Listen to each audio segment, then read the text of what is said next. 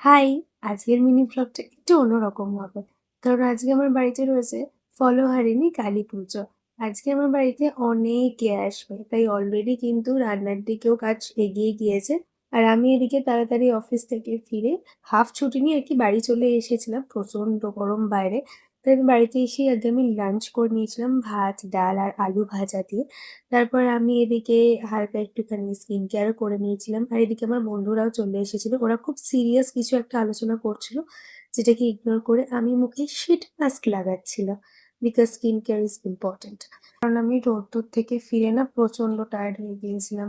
আর এদিকে আলো দিয়ে সাজানোর পর বাড়িটা কি সুন্দর দেখতে লাগছে, তাই না? তারপর আমিও এদিকে রেডি হয়ে গিয়েছিলাম, কারণ বাড়িতে আস্তে, আস্তে সবাই আসতে শুরু করে দিয়েছিল। আর তারপরে আর কি ব্যাস আজকের মতো এইটুখানি। বাকিটা আবার বলছি পরের ভিডিওতে। আপাতত আজকের মতো টাটা!